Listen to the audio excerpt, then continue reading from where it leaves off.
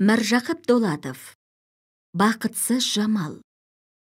Қазақтан шыққан талапкер, бұл кітапты қарап көр. Таратуға халыққа оқып, боларсыздар себепкер. Дазая. 1910 жыл. Сөз басы. Мир Якуб төмендердің аласасы, сөзімнің бар ма жоқ па тамашасы. Жылтырап тесік моншақ жерде қалмас, қазақша бір роман жаза салшы. 300-ге біздің қазақ бөлінеді, осылай шежіреден көрінеді. Саны көп, сапасы жоқ хаммәдән бос, ғылымға мойын сынбай ерінеді. Шет шығып Сахарадан баспас қадам, болады бүйтіп жүріп қашан адам. Бейхабар ғаламдағы хикматтан, тұтқындай қапастағы күні қараң. Болмайды кемшіліксіз бір халық, бәрінен кейін қалған қазақ анық. Басқа жұрт біз секілді жалқау емес, ғылыммен қараңғыны етер жарық. Шығып жүр әр халықтың талаптысы, болмай ма талаптанған әлақ кісі.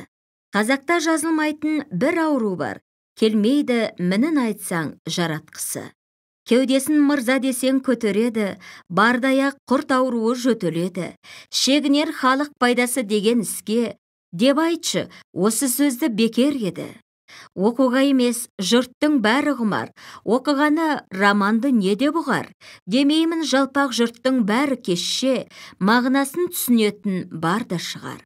Сонда да жұрттың бәрі біле бермес, сөз болар жақсы жаман бәрі кекес. Мақсаты романның халық түзетпек, жазылған еріккеннен ертек емес. Жамалдың жайын жаздық бұл кітапта, бақытсыз бір қыз екен осы шақта. Біреуге хас нәрсе емес һәм болғаныз, жайылған бұл бір ғұрып һәр қазақта. Айырсын оқушылар мағынасын, жай ғана хикая деп қарамасын. Көрген кім шариғаттан деген сөзді, қор етіп әйел халқын аямасын. Сатады қызды қазақ мал орнына, алмайды халал жұпты жар орнына. Әйелді хайуанға қисап етіп, тұтады өзін ерлер хан орнына. Байқашы, өзің отчет беріп, бақытсыз жамал қызды оқып көріп, қазақтың әр жерінде бар емес пе? Хисаплап, уақиғаны көрсең теріп. Бұл сөзді оқып көрер қолын алған, иншалла, хақиқат дүр емес жалған. Тыйылып мыңнан бірі қиянаттан, көрсекен ғайыбләрін әр кім қылған. Қазақша роман жоқ басылған көп, бұл күнде халық ішінде шашылған көп. Кәдәри хал білгенімше мен де жаздым, тілеймін болсы екен деп асырған көп. Өткен қыс шаруаға жеңіл болғандықтан мал күйлі, бие ішті болып, көктал қыстаған Құрман деген атаның ауылы жылдағыдан жайлауға ерте шығып еді.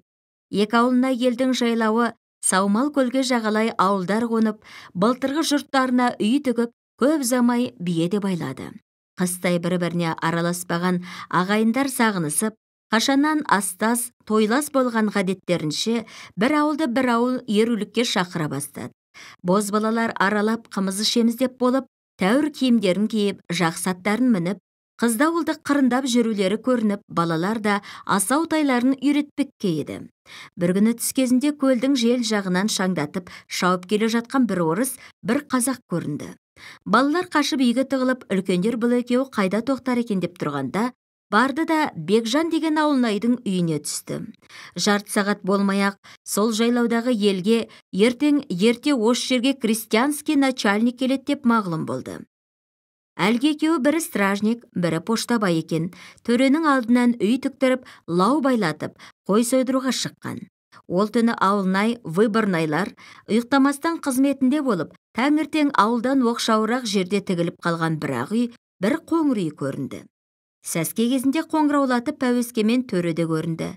Алдынан артынан етектері далайып, жалпылдап шапқан қазақтармен даярлаған үйге келіп тоқтағанда, мойындарына шынжырлы знак таққан ауылнай, билер неше мәрте шұлғып, қошаметпен тақсырлап үйге кіргізді. Сол арада жұмысы бар, жоқ болса да тамашаға 100-дей кісі жиналып қалған еді. Халықтың қазіргі әңгімесі, начальник не жұмысқа келді екен? Бәлки биылғы сатып алдының арызы шығып қалған болар мекен десті. Бағзылары жоқ, оның үшін неге келсін? Мәмбеттің болыстығын өзіне әперуге келген шығар деп, әрқайсысы өз ойындағысын айтып, даланы бастарына көтеріп гүрілдесіп отырғанда, маңдайынан тер шығып, бөркін қолына ұстап үйден Бекжан шықты. Жұрт бұған қарап, қалай ауылнай? Төре қызметке разы ма, не жұмыспен келген екен деп сұраған соң, ауылнай айтты. Әлхамдулилля, өзімді бек мақтап, қолымнан қайта-қайта спасибо деп ұстады. Шыққан жұмысы бұл жерде емес, Қарасу станциясындағы Хохол қаласына барады екен. Мұнда қонақ болып тынығып кешке жөнеледі. Өзі бек рақымды кісі көрінеді. Шаруа қалай, ел арасы тыныш па деп хаммасын сұрады. Анау күнгі Көтібайдың мені боқтағанын айтқаным жоқ. Оны айтқанда бәлеме болатын еді. Не қылайын? Хасеннің көңіліне қарадым. Және де төренің бір жат хабары сол, қазақтан солдат алынбайды. Бірақ мұжықтар секілді қала болам десең, 15 десятина жер беріледі деді. Егін салыңдар, школ ашыңдар, ұлықтарыңды сыйлап, бұйрықтарын орнына келтіріңдер деп насихат айтты. Бекжан начальниктен тағы естігенін сөйлей бастағанда, әлгі топтанып отырған халыққа бір жігіт шауып келіп, «Сүйінші, Сәрсеке, Шолпан жеңге аман есен босанып, тақия тігіп беретін тапты» деді. Сол уақытта жастар Сәрсеке деп, үлкендер Сәрсенбай қуаныш қайырлы болсын, Алла ұзағынан сүйіндірсін. Әйел бала демеңіз десті. Сәрсенбай, жоқ, олай демеңіздер. Мен қайбір ұлғыз таңдайын деп жүрген кісі деп, орнынан тұрып атына мініп үйіне қайтты. Оқушылар, хикаямыздағы оқиғалар жоғарда айтылмыш Сәрсенбайдың үй ішіндегі кісілерден басталғаны себепті анық аңлатпақ үшін Сәрсенбайдың кім екендігін һәм қандай кісі екендігін жазамын. Сәрсенбай еш бір ғылым оқымаған момын, мал баққан кісі еді.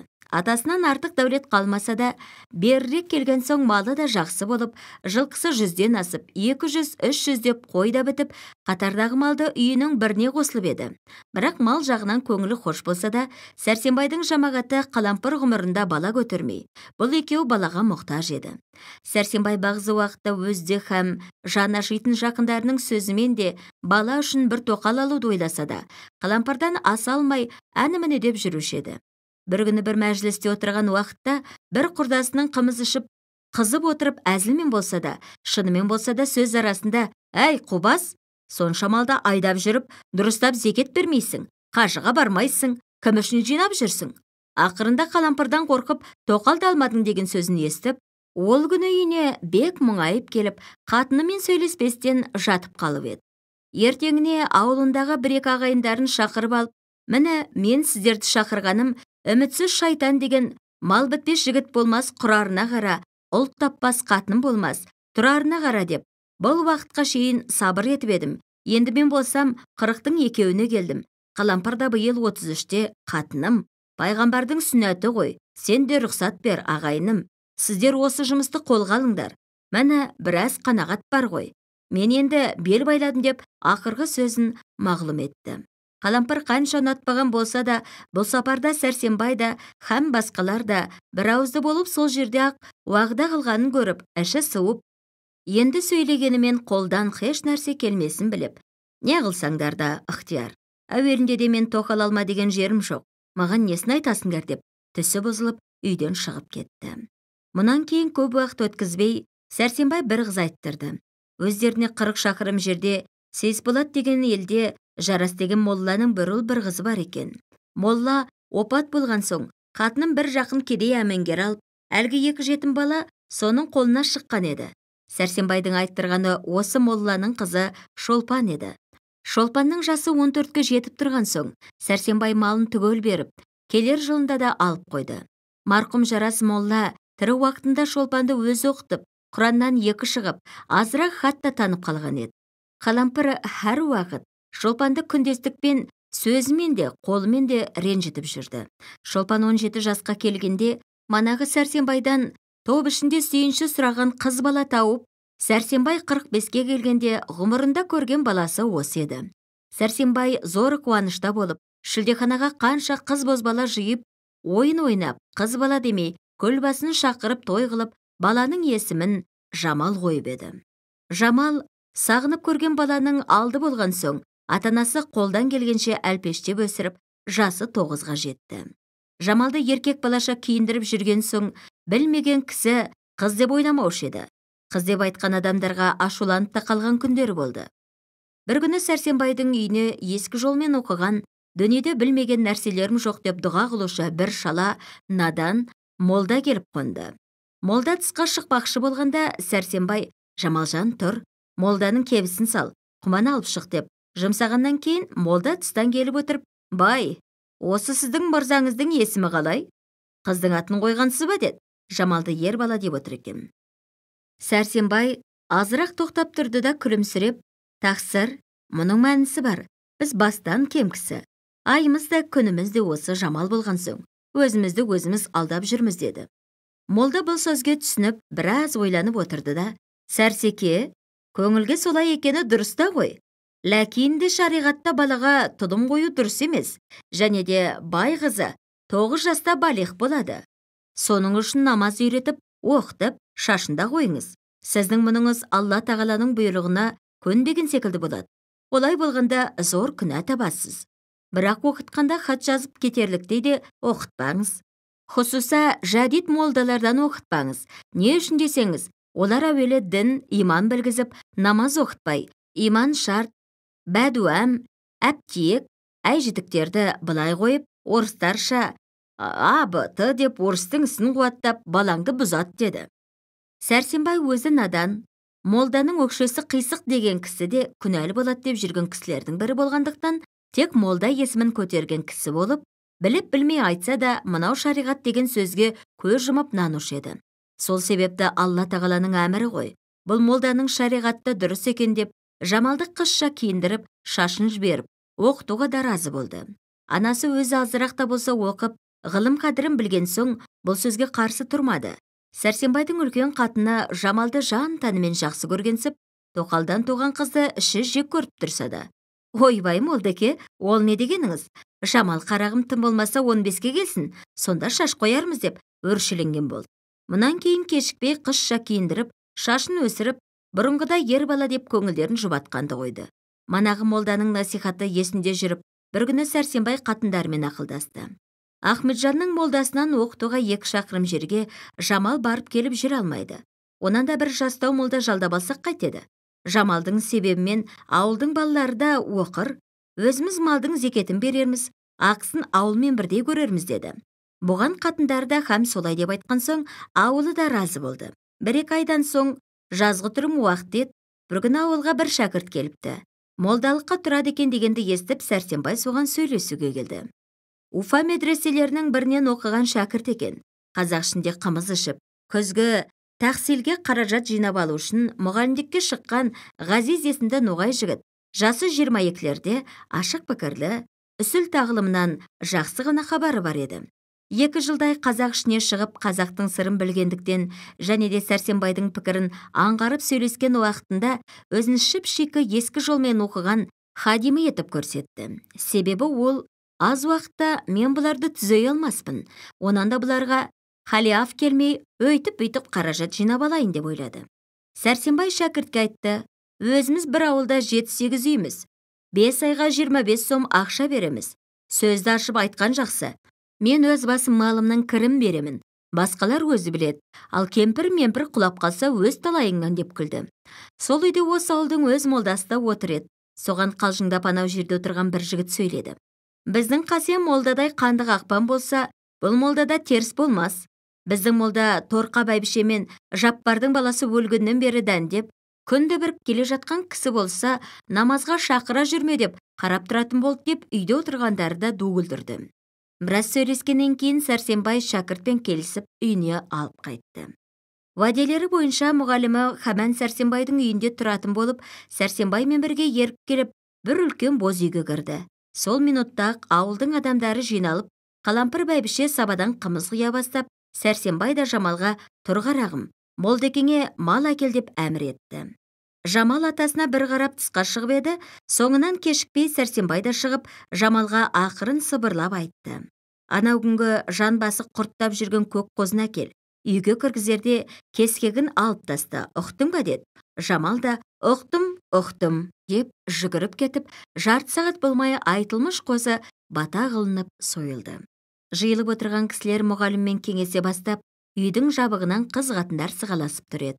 Бір қатын, өзі қалай, орыс секілді ғой деп, екінші қатын, ой, осы ноғайлардың шөлтірлеген тілі құрысын-ай деп, үшіншілері бір бой жеткен қызға қарап, ұрғашыға сүйкімді жігіт екен деп, қалжыңдасып тұрды.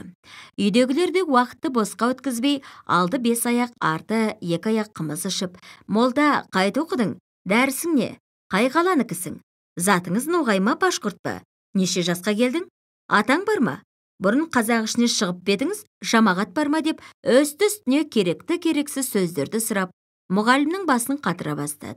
Әлқасыл осы секілді мәжіліспен отырып, сойылған малдың етін жеп халық тарады. Екінші күні мұғалімге бір қос тігіп беріп, 10 шақты шәкірт жиналып, оқу басталды. Бұл шәкірттердің бір-екеуі болмаса, басқалары бұрын ешбірі қарып оқымаған еді. Мұғалім қанша ұсул жадид тәртібіне оқытпақшы болып ойласа да, бала иелері, молда, балаларға иман, намаз үйрет, бұрынғы молдалардың оқытқан кітабын оқыт, біздің балаларға сол жетет, басқалардың керегі жоқ деген соң, лажсыз олардың тілегенін оқытты. Бұрынғы оқымаған балалардың ішінде ең зейіндісі Жамал болып шықты. Жамал осы майда 9-ға толып 10-ға қарап еді. Бір ай өткеннен кейін мұғалім Жамалдың зейініне қызығып, Шолпанға айтты. Жамалды ұсыл жадидке оқыта бастасам, аз уақытта хат жазып кетер еді, бірақ бай ұнатпайды ғой деп. Шолпан тұрып, молдеке, біздің отағасының сөзін не қыласыз? Ақырын оңашада жасырып, хат жаздырып үйрете беріңіз деді. Мұғалім бұл жауапқа бек қуанып, сол күннен былай шәкірттер тарап кеткен соң, Жамалға күнде 1-2 сағат хат жаздырып үйрететін болды. 3,5 айда Жамал мұғалімнің ыждағаты, өзінің өткір зейіні саясында хат танып жазарлықтай болды. Мұғалім әпенді сол жолмен 5 ай оқытқанда Жамал бек ғайбат болып, түрлі кітаптарды оқитығын болып қалған еді. Сентябрьдің ақырында мұғалім Уфаға қайтып, Жамал да оқуын тоқтатты. Мұғалім Сәрсенбайдың үйінде тұрған уақытта Шолпан бір ұл перзент тауып, сол себепті аяғы құтты болды деп, мұғалімді Сәрсенбай жақсы қаражатпен қайтарды. Сәрсенбай жаңа туған баласының есімін осы молдадай жігіт болып, өзі де молда болсын деп Ғазиз қойды. Мұғалім қайтып кеткен соң Сәрсенбай енді бір молда ұстаймын деп, ертең бүгінімен жүргенде қыста болып қалып, және де әркімнің енді жарар, Жамалды оқытпай-ақ қой, 12 пәнді түгел білсе де, әйел бала дәріс айтып, елге бас болмас деген сөзіне Сәрсенбай айналып, тіпті молда ұстамай қойды. Ауылындағы басқалары һәр қайсысының дәулеті шағын болғандықтан шамасы келмейтін болды. Жамалдың ғұмырындағы оқу осы 5 айлық қана болып, хат жазарлықтан әрі аспай тоқтады. Мұғалім кеткеннен кейін Жамал хәммем қисса оқитын болып, атасы да тыңдаудан жалықпаушы еді. Үйге бір қонақ келіп қонса да, Жамалжан, қонағыңа қызмет ет, қисса оқы, салың қайда, қыз жібегің қайда деп куә болып отырушы еді. Жамал да ерінбей қиссаларды басынан аяғына шейін оқып тастаушы еді. Жамалдың оқымаған қазақ қиссасы бек аз еді. Ел аралаған мелішші саудагерде нендей жаңа қисса болса, атасы оған шығынсынбай алып беруші еді. Жамалдық бір кішкене сандығын ашып қараған кісі сал, қыз жібек, зарқұм, қисса уақиға көр бала, Біржансал мен Сарағыздың айтысқаны, Ноғай мен Қазақтың айтысқаны, Ақсұлу, Айман Шолпан, Боз жігіт, Шәкір Шәкірат, Ақ молда, Нұржан, Әбубәкір молданың өлеңдері һәм басқа сол секілді кітаптарды көрер еді. Хәтте Жамал сол қиссалардың бағзы бір өлеңдерін жатқа да біліп, бір ойынға бара қалса, Жамал өлең айт дегенде тартынбай айтып салушы еді. Осындай қиссаларды оқумен һәм ел ішіндегі айтып жүрген қыз бозбалалардың өлеңдерін жазып алумен, молдадан оқып жүрмесе де, жазуын күннен күнге дұрыстап бара жатты. Жамалдың осындай зеріктігі ауызға ілініп, 10 жасына жеткен уақытында әркімдер Сәрсенбай үйінде бір жақсы бала бар деп айттыруға қызыға бастап, және де Жамалдың анасы ақылды, көркем қатын болғанға, анасын көріп қызын ал, аяғын көріп асын іш деген мақалды да еске тұтып сөйлеуші еді. Бір күні бие ағатар уақытта ауылдың сыртындағы бір төбешікте құпия сөйлесіп іш күсі отыр еді. Оның бірі Мағлұм Сәрсенбай, екеуі сол елдегі атқа мініп жүрген, ел арасы тыныш болғаннан даулы, сөзді болғанын артық көретін пысықшалау адамдар еді. Әлгі екеуі Сәрсенбайға қарап, Сәрсеке, Бұл заманның өзі қорыққанды сыйлайтұғын заман болды. Азырақ дәреже біткен кісі бай қара кісіні кісілікке алудан кетіп барады. Сол себепті біздің сізге айтқалы келген сөзіміз: Алла тағала сізге біреуден артық, біреуден кем дәулет беріп, екінші мынау бір жаман немеңіз бар. Бұл жаман екі айналып келмес. Бір күндерде малың шағын болып, басқа да зар болдыңыз. Қубас деген сөзді естіген күніңіз болды. Енді тәуекел деп атыңызды бір шығарып қалсаңыз қайтер екен? Мені сайлауға да 3 ай қалды. Көп болса 300 теңге шығар. Сіз мақұл көрсеңіз, біз өзімізге қараған құрман болып, билікке сайлағымыз келеді. Халық сөзді бір сапарға қалай тастап кете қояр екен деп ойлаймын. Өзіміздің Нұрпейіс би ризалығымен берсе, жолын алар. Болмаса тәуекел деп, тарға түсерміз деп, неше түрлі тәтті сөздермен құбылтып, Сәрсенбайды азғыра бастады. Сәрсенбай қанша момын адам болса да, сөзге бұрылмайтын пенде бола ма? Дәулетке қызығып, біраздан соң өздерің біліңдер деп жауап қайтарды. Бұл мәжілістер бір мәрте болмай, бірнеше күндер ақылға салынып, ақырында Сәрсенбай билікке таласпақшы болды. Сайлау жетті. Сәрсенбай әркімге жомарттанып, ат майын бере бастап, сойысы да артылды. Сан ақшадан 400 теңге жұмсалып, шарға түскен уақытта Нұрпейіске 19 шар, Сәрсенбайға 14 шар шығып, біздің жаңа талап босқа қалды. Бұл істің бұлайша сағат болмауы да сол елде жұртқа қадірлі және де болыс пен құда Байжан деген кісі еді. Шарсалардың алдында Байжан выборнойларға: сіздер шарларыңды Нұрпейіске салыңдар.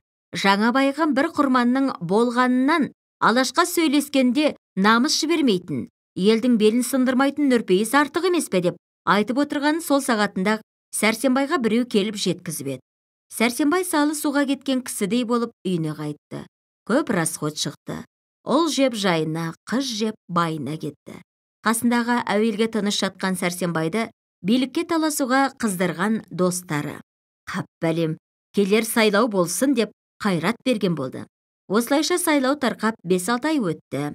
Бағзы уақыттарда сайлау еске түсіп, шығындарын һәм намысын ойлағанда, Сәрсенбай іші күйіп, хатты енді сондағыдан 2 есе шығындалсам да, дегеніме бір жетсем, арманым қалмас еді деген секілді пікірге де келіп қоюшы еді.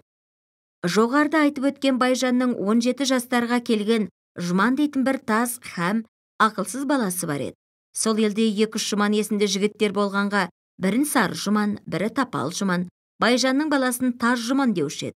Ата даңқымен қыз өтеді, мата даңқымен бөз өтеді деп, Байжан өзі тәуір болған соң, қол жетіп тұрған заманда бір бай жерден Жұманға жақсы қыз айттыруға ойы бар еді. Бір күндерде Байжан мәжіліс арасында: Жұманға құда болатын лайықты жер білгендерің бар ма деп сұрап отырғанда, біреу тұрып: биылғы Нұрпейістен билікке таласатын Сәрсенбайдың бір жақсы баласы бар. Шешесі тәуір кісі, Жарас молданың қызы. Өзі оқыған бала. Қазірде 10-11-ге келсе керек деді. Олай болса бұл ескертетін жер екен деп Байжан ішінен ойлап қойды. Көп замай Байжан Сәрсенбайға құдай қосса құда болайық деп бір кісі жіберді. Бұл хабарды есткеннен соң Сәрсенбай үй ішіне ақылдасып көріп еді. Үлкен қатыны ұнатып, Жамалдың анасы Шолпан ұнатпады. Сөйтсе де өткен сайлаудағы Байжанның Нұрпейіске болысып, өзін құр тастағанын ойлап, Сәрсенбай құдалық себебімен келесі сайлауда би болмаспын бекен деген ойға кіріп, өзін билікке таластырған достарына ақылдасты. Бұлар естіген жерден: құдай берді, әйді, қайырлы болсын, құда болыңыз, қызды қырғызға да береді. Байжанның баласын жұрт пәлен түкөн десе де, асылдың тұқымы ғой, әлі-ақ өскен соң түзеліп кетеді деп, өзі босап тұрған Сәрсенбайды құда қылуға айналдырды. Жалғыз-ақ Шолпан неше күндей көнбей, Жамалды өзінің теңіне береміз, Байжанның баласы жаман дейді. Атасының байлығы не керек десе де, Сәрсенбайдың құлағына кірмеген соң, екі дүниеде де Жамалдың обалы саған болсын, би болмақ тұрсын, патша болатын болсаң да, Жамалды неғып сондай жаманға қиып бермекші боласың деп, көзінен жас төгіп, үйден шығып кетті. Ұрғашының шашы ұзын, ақылы қысқа деген осы деп, Сәрсенбай басқа сөз айтпай, ішіне мыңқылдап отырып қалды. Сәрсенбай бұрын Жамалды жақсы көріп, өзінің теңіне берем деп жүруінде һеш шүбә жоқ еді. Бұл сапарда сайлаудағы шыққан шығын, кеткен намыс һәм ілгердегі үміт хаммасы қосылып, оның үстіне көлденең кісілердің сөзі де қамшы болып, не қылса да Байжан мен құда боламын деп жауап қайтарды. Бір айдан соң батасы 47-нің малы 200 теңге ақшаға келсіп, Байжан келіп құда түсті. Сүйіп болған құдасын Сәрсенбай китке разы қылып қайтарды. Құда болғаннан кейін белгісіз бір заман өтіп, Жамал 15 жасқа келді. Сұлулық, ақыл, салтанат үшеуі бір-біріне муафиқ келіп, Жамал осы елдің қызының алды болды. Бұл айтылмыш артықшылығының үстіне Жамал сөзге бек ұста болып, өз ойынан шығарып өлең де жазатын болды. Олай-бұлай қалжыңмен сөйлескен бозбаланы сөйлетпейтін еді. Ел ішінде тілді бозбалалардың көзі түсе бастап, шет елдерде де Сәрсенбайда бек көркем бір ақын қыз бар екен деген лақап жайыла бастады. Осы елде бір қыз ұзатқан той болып, кешке ойынға жұрт жиналып еді. 5-6 талапты бозбалалар жиналып, осы Жамал жасты болса өлеңге де, қара сөзге де бек пәле болып барады. Бүгін кешке бір өзіне өлең айтып, бетін қайтаралық деп, хаммасы ақылдасып, 3 ауыз өлең шығарып, өздерінің арасында бір пысықтау жігітке Жамалдың қасында отырып айтуға тапсырды. Бұлар Жамалдың күйеуінің жамандығын бетіне баспақ болып, өлеңдерін де сол мағынада шығарған еді. Түн болып, ойын басталып, манағы жігіт әуелгі планы бойынша өлеңін әбден жаттап алып, Жамалдың қасында отырды. Бір мезгілде бұл жігітке де өлең айт деп реті келгенде, баяғы 3 ауыз өлеңді Жамалға қарап, домбыра мен әнге салып қоя берді. Домбыра, қолыма ұстап бастым перне, нұр жауар деген сөз бар талаптерге. Жасымнан бай баласы бұлғақтаған, жаман қыз олай-пұлай маған теңбе. Білгенге ишара сөз жетер деген, білмеске сөз ғор боп өтер деген. Есекке арғымақты қосақтасаң, өтпей ме ғұмыр зайғы, бекер деген. Алыстан ат терлетіп келдім тойға, жақсыменен сұхбаттаспақ болып ойда. Қу өлген қыран бүркіт біз боламыз, теңгеріп жүрме құрбым тұрымтайға. Жамал бұл өлеңін мазмұнына түсініп, және де өзіне де бұл жігіттің ойынан өлең айтарлық өнері жолға мағлұм болған соң, әуелі бір ауыз өлең айтайын, сонда не дер екен деп айтқаны. Сөзіңіз бек мүлайым ақын аға, өнерге жас күніңнен жақын аға. Беруге қалай жауап білмей тұрмын, түсіндір сөзіңіздің затын аға. Бұл тойда отырғандар енді Жамалдың мына сөзіне жігіт не айтар екен деп, тегіс тыңдап отырып, қаны сөйле мырза деген әр жерден дауыс шыға бастады. Әлгі жігіт өзінің бар жатқа үйренген 3 ауыз өлеңін бітіріп алып, Жамалдың мына сөзіне муафиқ жауап қайтара алмай ұялғаннан қызарып, манағы өлең үйреткен жігіттерге жалтақ-жалтақ қарай берді. Сол уақытта Жамал көкірегін кернеп, мына өлеңді айтты. Ағадан сөз қайтпады қарындасқа, жігіттен сіздей жауап табылмас па? Бітсегер өлең шіркін бойға қайнап, жауапқа сіздей ғазиз тартылмасты. Болған соң үйретінді бір-екі ауыз, айтуға сізге ағатай ұнамасты. Есекпен арғымақты мысал қылып, әпендім білгеніңді бетке баспа. Пендесі хақ жаратқан емес бірдей, хан қара, бей төремен кәрі жаста. Намысы бөріктінің бір деген бар, білсеңіз сізге ұят, бұл рас па? Замандас жақсы сөзді табип деген, құрбыға бір себеппен бітсе хаста. Бір сырлы, 8 қырлы көрінесіз, тағы да білгеніңді айтып таста.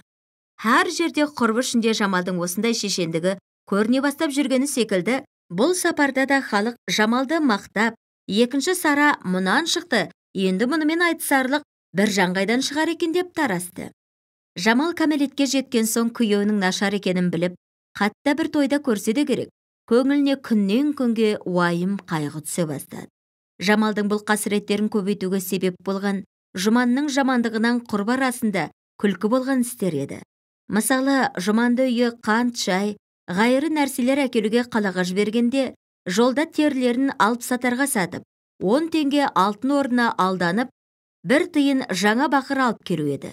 Һәм елде бозбалалық қылмақшы болып бір қызы бар үйдің босағасында ұйықтап қалғандықтан, қыздың әкесі таңертең «Тұр балам, ұйқың қанған шығар» деп үйіне жіберу еді. Мұның хаммасын Жамал естіген еді. Атанасы зарыққанда көрген баласы екенін де ойлап, не себепті жаман күйеуге бергеніне қайран қалып жүреді. Өзі теңдес қыздардың күйеулерін салыстырып қарағанда, Жұманнан нашар жері жоқ еді. Басқа шетелдерден күйеуіне разы болмай, екінші жігітпен қашып кетіпті дегенде естігенде, ішінен ойлап, олар да мен секілді бейшаралар ғой деп аяушы еді. Олар секілді бір жігітпен көңіл қосып қашсам, пәленшенің қызы қашып кетті деген сөз болып, атамның сүйегін сындырғандай боламын. Разы болып Жұманға барсам, ғұмырымша қор боламын ғой деп, қайсысын істеуге ақылы жетпей, бағзы уақыттарда түн бойы ойлаумен ұйықтамай да шығушы еді. Har уақыт осындай уайымда болған соң, Жамал жүдеп те кетті. Ата-анасы, қарағым, сен неге жүдеусің дегенде, жай, басым ауырады деп қоюшы еді. Жамал осындай уайымдарда болып жүргенде, бір күні Байжаннан Сәрсенбайға биыл баламды ұрын жіберем деп сәлем келді. Бұл хабарды естігеннен кейін Жамалдың қайғысы бұрынғыдан 3 есе артты деуге лайық болды. Жамал қанша ішінен қапаланса да, басқа бір кісіге айтуының ебін таба алмай, бір күні қолына қағаз бен қарындаш алып, тым болмаса көңілімдегі қасіретімнің 10-нан 1 бөлігі шықпас бекен деп, өз басындағы халіне біразырақ өлең жазып еді.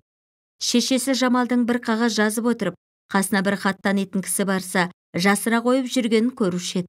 Бұның жазып жүргені немене деп, Шолпан азырақ шүбәләніп, Жамалға білгізбей оңашада Жамалдың қалталарын ақтарып, онан еш нәрсе шықпаған соң, қағаз, кітап салатын сандықшасын қараса, бір кітаптың арасынан мынау өлең шықты. Манағы Жамалдың жазып жүргені сол екен. Алланың рахматына созамын қол, адасқан мен бір ғарып таба алмай жол. Ашылып біздің басқа түскен тұман, шаттықпен өткіз деймін тілегім сол. Сыртым сау, ішім түтін, қапалықта, бұл күнде көңілім жүдеу, қасіретім мол. Тереңге түсіп кетем, ұстар тал жоқ. Бір Алла, жалғыз өзің жәрдемші бол. Бақшада сайрап жүрген сандуғашем, кез болды мен сорлыға құрылған тұр. Көл болып көздің жасы өткенім ғой, болмаса арылмаған маңдайда сұр. Жайлаған аққу едім, шалқар көлді, бұл күні көрініп тұр жаман да зор. Оралдың ілер деушем ағиығы, шынымен жапалаққа болам ба қор? Мен қайран, атам малға сатқанына, бір тазды жалпақ елден тапқанына. Аты өшіп тумай кеткір жұман деген, мал беріп мен өзімсіп жатқанына. Атанып бай баласы қара басқыр, жұманның не берерсің мақтанына. Қазақтың күллі ғайып ғадетінде, түскенім бар қасқырдың қақпанына. Атама мен не жаздым қор қылғандай, болмаса бір мінезбен жақпадым ба? Жасымнан тәрбиелі хан қызындай, қасірет ақырында тартқаным ба? Әлпештеп ұлдан артық қыз басымды өсірген, атама обал артқаным ба? Бұл сөзді оқып көрген соң, анасының көзінен азырақ жас кетіп, қызының мұндай қайғыда жүргенін біліп, әлгі қағазды да орнына салып қойды.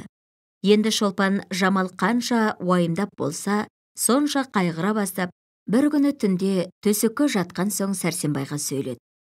Құданың құдіреті, әуелде сен тіл алмай, баланы мұнша қайғы қасіретке салдың. Міне, көрмеймісің? Жамалжан өзінен өзі азып, жүдеп кетті. Осы қалпымен қор болып кетсе, екі дүниеде бізге разы болар ма? Біздің ата-аналық хақымыз мойнымызда емес пе деді. Сәрсенбай не айтарын білмей, сөйтіп жүрмі? Сөйтіп жүрмі дей берді.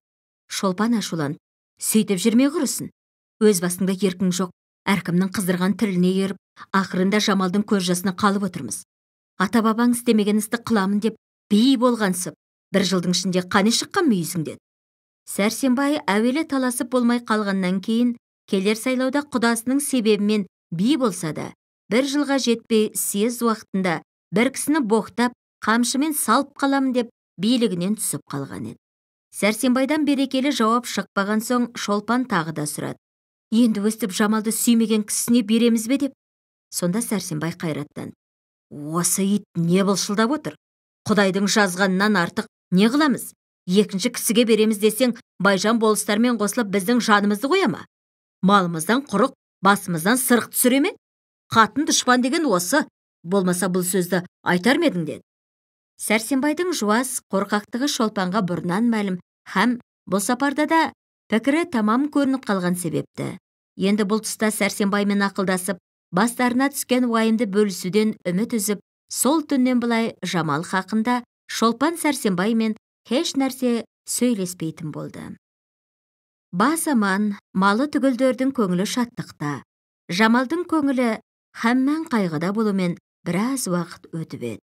Жамал қанша қайғылы болса да, сырын халыққа білгізбес үшін, һәм жабыққан көңілін көтеру үшін, Қыз бозбала жиналған ойын тойдан қалмаушы еді. Және де жамал болмаған ойынның қызығы аз секілді көрінуші еді. Қыс ортасы болған соң, бір күні сол елде бір байдың баласы болмай жүріп, жамағаты ұл тапқанға қыз бозбала үшін үлкен мәжіліс шілдехана болды. Атырабындағы ауылдың қыздары тамам келіп, жамал да әзір болды. Ағаш үйдің кең бір бөлмесіне төрінен есігіне шейін халық толған еді. Бұл елде ойын сауық әлі қалмаған. Болғанға бір қыз бір жігіттен қатар отырғызатын әдет бар еді. Жиылғандар бірі өлең айтып, екіншілері қалжыңдасып, ойын әлі қызып бастала қоймаған уақытта есіктен кеш жарық деп бір-екі жігіт кіріп келді. Бағзы бозбалалар, «Мәні, бір сыпайы жігіттер келді, қай жерге отырғызамыз?» деп ақылдаса бастап, көп кешікпей біреуін Жамалдың қасына келіп отырғызды. Бұл жігітті біздің Жамал танымайтын еді. Ләкін Жамалдың қасына отырғызудан бір тәуір жігіт екендігі аңланды. Бұл жігіт отырып болған соң, үйдегілерге қысқа сөзбен амандасып, соңынан Жамалға қарап, «Сіз де сәлеметсіз бе?» деп қойды. Бұл жігіт орта бойлы, қияпатты, бетінде азырақ қорасан дағы бар, жаңа мұрт шығып келе жатқан, сөйлеген сөзі сыпайы, әдепті, киімін оңайшалау Ғали есімді бір жан еді. Көлденеңнен қарап салыстырғанда бұл үйдегі жігіттердің абзалы Ғали, қыздардың абзалы Жамал секілді көрініп, екеуінің қатар отырулары да бек жарасып кетті. Ғали бір болыста басқа ауылнайға қараған Дүйсебек деген кісінің баласы. Жасынан талапты болып Қызылжар, Троицкідегі медреселерде оқып жүріп, және де частный учительден оқып та орысша азырақ сөйлеп, жазарлықтай шамасы бар еді. Мұсылманша жақсы оқыған болса да, елге шығып молда болмай, соңғы уақыттарда оқуды да қойып, азырақ саудаға айналысып еді. Атасы бай адам болмаса да, Ғали инабатты жігіт болып, әрдайым алыс-беріс істерінде уағдаласында опашыл болғандығы көрінгенге, байлар шамалап несие беруден тартынбаушы еді. Әуелгі уақыттарда оқуда болып, бұл уақыттан саудамен жүрген себепті елде тұруынан тұрмау көбірек болып, өзін халықты өзі анық танымайтын деді. Тек сыртынан Дүйсебектің баласы талапты, еті тірі жігіт, қысы жазы үйде тұрмай оқып кәсіп қылады деуші еді. Жаңада өткен бір жәрмеңкеде алыс-берістерін бітіріп, 100-200 теңгелеп пайда қылып, үйіне қайтып ағайынды аралап амандықта жүргенде, осы ойынға кез келген еді. Ғали Жамалмен қатар отырған соң, бір-бірінің халін һәм кім екендіктерін сұрап білісті. Ғали Жамалдың бұрынғы көріп жүрген жігіттерінен сөзге ұстарақ, сұраған сөзіне толық жауап қайтарып, һәм өзі де ләззатты сөздер сөйлей бастағанға, маңайындағылардың не істеп, не сөйлеп, не ойнап жатқанын естімеген секілді ұмытып, шын ықыласпен кеңеспекте еді. Әртүрлі ойын болып, ақырында Бұғыбай, Мыршалай, Мырыш деген ойындар тамам болған соң, бір жігіт бір белбеуді есіп алып, «Енді әлеумет, өлең айтасыңдар, айтпайсыңдар, айтпағандарыңа мінекей» деп, қолындағы есілген тоқпақтай белбеуін көрсетіп, қорқытып аралап жүре бастады. Білген қадарынша Ғали мен Жамалдан басқа бозбалалар өлең айтып жатса да, өлеңдері қашаннан бері айтып келе жатқан ескі өлеңдер еді. Мысалы, біздерде өлең де бар, өнер де бар, байларда мінілмеген дөнен де бар деген секілді, соның үшін артық ләззатты болмағанға жазбадым. Енді өлең айтуға рет әуелі Ғалиға, сонан соң Жамалға келіп еді. Ғали домбыраны әкеліп ұстатқанның соңында, менің өлең айту әдетімде жоқ еді, білмеуші едім деп күлімсіреп отырып, «Қайыр, енді көңілдеріңіз қалмасын» деп, көркем әнмен домбыраға дауыс қосып сөйледі. «Ал сөйле, келді кезек енді Ғали, керілмей ұста қолға домбыраны. Рух берген мәжіліске қызмет көрсет, сайратып тілмен жақты болса халі. Өнерің болса шыңде шығар сыртқа, бұл жерде жасырудың болмас мәні. Қандырып құлақ құрышын тыңдаушының, жарайт міні жігіт, десін пәлі. Секілді Райхан гүл бақшадағы, уылжып жігіттіктің тұрған шағы. Табалмай айтар орын жүруші едің, естіртші, жас елдердің болса әні. Нақышпен сандуғаштай жүз құбылтып, даусыңды түрлендірсең келер сәні. Жастыққа сауық сайран еткен күннің, емес пе жігіттіктің раушаны. Тыңдаушы асыл сөзді табылғанда, айтушы тартынар ма және тағы. Қадірлес құрбыларың жиналғанда, тарқасын разы болып сын байсағы. Жасынан елде жүрмей өстім шетте, демесін қаны елді сағынғаны. Құрбыңа жатырқамай аш сырыңды, жүйріктей бауыр жазып бабындағы. Ұмытпа, мысалды да деп айтылған, түлкіні тазалады табындағы. Болады не нәрседен және дескер, жігітке абыройдың табылмағы. Емес пе екі жүрек бірдей келсе, арада махаббат оты жағылмағы. Мінекей домбыраңыз тоқтадым мен, сөйлесін сұлу жамал жанымдағы. Ғали бұл арада айтып болдым деп домбыраны жамалға ұсынғанда, отырған халық мырза тағы айта түсіңіз деп өтініш айтқан соң, Ғали тағы да мына өлеңді айта бастады. Жақсы қыз баға жетпес бір гауһар тас, 16-17-ге жеткенде жас, жәннаттың пісіп тұрған алмасындай, қол жетпес қандай жігіт ләззат алмас. Сұлу қыз рахаттың кілті емес пе, қолына түсіре алсаң бар дағаш. Тізілген меруерттей 30 тісі, нұрлы жүз, жайнаған көз, қиылған қас. Шекеде кәмшат бөрік киген асыл, сылдырлап алтын шолпы иықта шаш.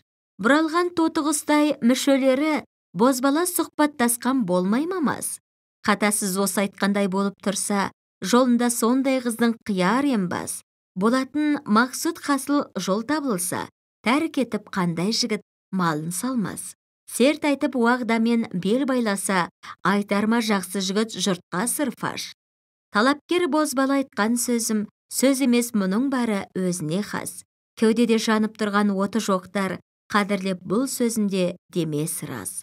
Шәрбәтін ғашықтардың татпағандар, ант беріп айтсаң дағы сірә нанбас. Шахбазлар сүйген үшін ізденуден, көрседе нендей қорлық бір тартынбас. Жанған от көздеген оқ тұрса дағы, сескеніп ғашық үшін жүрек қайтпас. Магниті сұлу қыздың күшті емес пе, жігітті көңілі сүйген қайтып тартпас.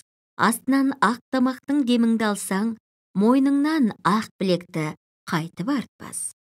Ғали бұл өлеңді айтып болған соң, отырған ретінше жамал айтты. Сөйле тілім шешіліп осындайда, құрбылармен бір жерге қосылғанда, отырмассың үнемі төрді бүйтіп, еріксіз-ақ қоярсың тосылғанда. Емеспедік япырмау кеше бала, білетұғын жастықпен есті шала. Белгісі жоқ екен ғой өткен күннің қатар түзеп қыз болдық, мәні қара. Қыз байғұс ел жұртына келген қонақ, мысалы қызғалдақтай ғұмыры шолақ. Күн келер өз басынан еріп кетер, қалалық осындайда күліп ойнап. Сөйледі Ғали мырза жігіт жайын, әркімнің халі өзіне тұрар дайын. Қыздарды жігіттермен салыстырып, тыңдаңыз, мен азырақ сөз қылайын. Жігіттің ер көзінде жылдың құсы, ұшса да, я келсе де отырғысы. Мысалы жазы болған жаққа кетер, бір жердің қары жауып тосағысы. Қыз байғұс қолға түскен сандуғаштай, торында ғұмыр өтір кілтін ашпай. Сатады мал көп берген кісі болса, кетеді жылап сорлық қарсыласпай. Рақым етпес және ата-анасы, болса да жақсы көрген өз баласы, теңіне қыздың көбі бара алмайды. Көнбегі және дағы жоқ шамасы, қалайша тұрсын енді жыламай қыз, ерлерге қарсы келсек ұнамаймыз. Тұтқынды өскен жандай дүние көрмей, жол іздеп ұлықтан ерік сұрамаймыз. Жаманға барсаң қор боп ғұмыр өтер, ұстайды ол ақмақ күнден бетер. Күн шығып, айда туып, көз ашылып, бұл қайғы қыз сорлыдан қашан кетер. Кісінің туып өскен жері қымбат, үйренген бала жастан елі қымбат. Ата-анаң, аға жеңген қадірлеген, тебіскен құлын тайдай теңі қымбат. Тастайды осылардың қыз хаммәсін, қор етіп бір жаманға ғазиз басын. Өзінің сүйгеніне бара алмаса, қалайша енді олар сағынбасын. Қыз бермек пайғамбардың сүндетіндей, ұзатпақ ата-анаң міндетіндей. Әркімнің өзіне ерік берген жоқ па, Алланың бұны дейміз құдіретіндей. Сөзінде қата болса сөкпе халқым, әшейін айтып өттім сөздің салтын. Тұрған соң көзін көріп қиянатты, тартады уайымдап көңіл салқын. Бұл күні Ғали мен Жамал әбден сөйлесіп, әрқайсы хал ахуалын біліскен еді. Іштерінен бір-біріне ұнағандығы білініп, бір көрген біліс, ек көрген таныс, мұнан былайда кез келіп жүрерміз деп, бұл сапарда айырылысқан еді. Ғали әлі қалың бермеген бір талапты жігіт болғанға, Жамалдың күйеуінен наразылығына қарай, екі тараптан да бір-біріне махаббат байланды деуге лайық болды. Не үшін десеңіз, Екеуінің де сол ойын болған түндегі сөздері көңілдерінен кетпей, әмән бірін-бірі ойлайтын болды. Мұнан кейін Ғали Сәрсенбайдың үйіне бір-екі мәрте келіп кеткен уақытта, Ғали мен Жамалдың бір-біріне көз қарауларын байқап тұрған кісі болса, екеуінің де көздерінде «Мен сені жан тәніммен сүйемін» деген жазуды оқығандай болар еді. Ләкін екеуі оңаша жолығуға ешбір реті болмай жүрді. Бір күні Ғали қалаға бара жатыр едім деген болып, Сәрсенбайдың үйіне келіп қонды. Далаға шығып кіріп жүргенде, Ғали Жамалға әдейі бір жолығу үшін келгендігін сездіріп қойғанда, Жамал түнде Ғалидың қасына келуін шүбәсіз деп ойлап қойды. Һәм бұл ойда теріске кетпей үй іші ұйықтаған уақытта екі жас бір төсекте еді. Екеуі әуелі жолыққан күндерінен бері нендей ойлар ойлағандарын, бірін-бірі көруге сағынғандарын айтып, һәм бастарындағы оқиғаларында азырақ қозғап қойысты. Екеуі түбегейлі терең ойға бармай, ақырын көрерміз, қазірше ойнап күліп жүрейік деп уағда етіп, араларында шын достық ғаламаттары болып қалды. Екеуі бірдей қазақтың ғұрпында болған қаталарды, жәбіршіліктерді сөйлеп, Жамал өзі ес білгеннен бергі уайымдарын бір минуттың ішінде ұмытып, енді Ғалиді көрмей тұрған минуттар бір жылдық көрінерін Ғалидың құшағында жатып айтып білдірді. Осылайша Ғали, Жамал дос болып, әрбір лайықты уақыттарда жолығып, сұхбаттасып жүріп, қыс өтіп, жаз да келді. Бұл екеуінің көңілдерінде бір ғана ой бар еді.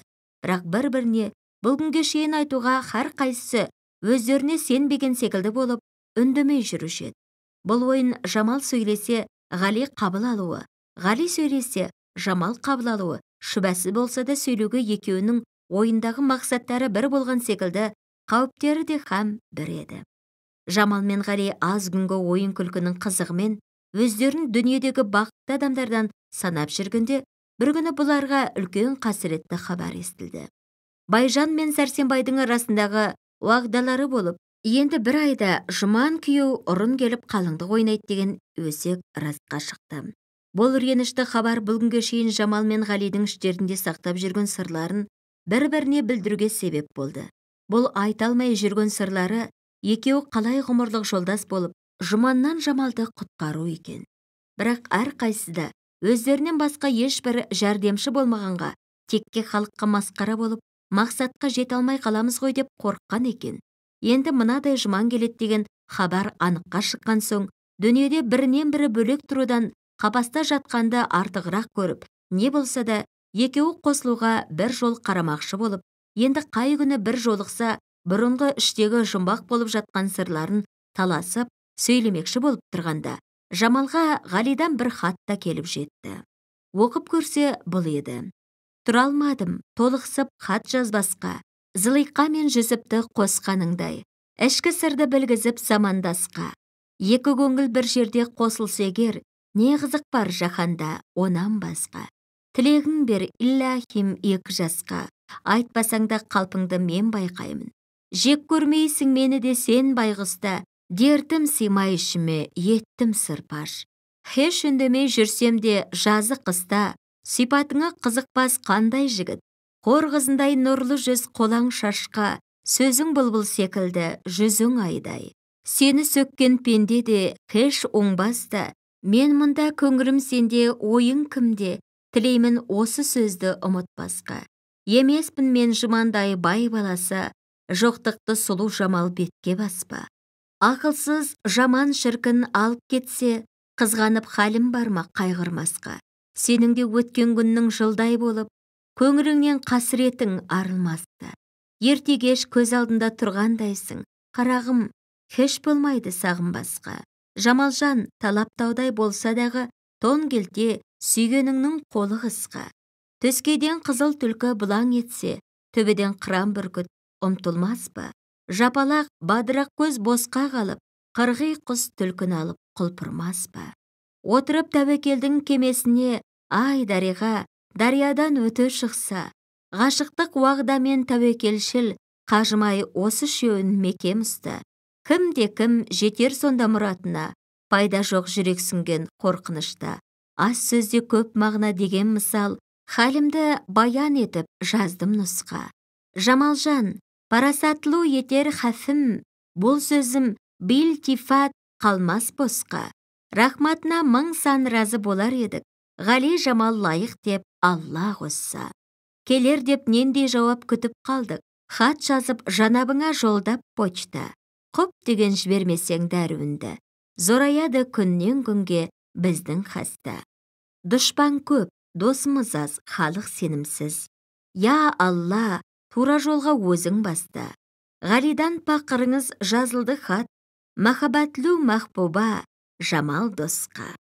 Бұл хатты Ғалиден Жамалға алып келген жігіт әр уақыт бұл екеуінің арасында осындай құпия хабарлар һәм хаттар тасып жүретін Ғалидің бір анық сенген кісісі еді. Бүгін бұл хатты Жамалға тапсырып, жауабын ертеңге шейін даярлап қоярсың. Мен бір ауылға барып қайтам деп кетіп қалды. Жамал бұл хатты 3-4 мәрте оқып шығып, бір қызып, бір суып, жұманға барса ғұмырынша қайғы қасіретте өтетінін ойлап, Ғали мен қарса не түрлі ұят машақаттар болып, ақыры нешік болатынына көзі жетпей, аз дағдарып, көзінен моншақ-моншақ жастарды төгіп алды. Біраздан соң тағы да қайраттанып, тәуекел, Алла басқа салған соң не де болса көтердім.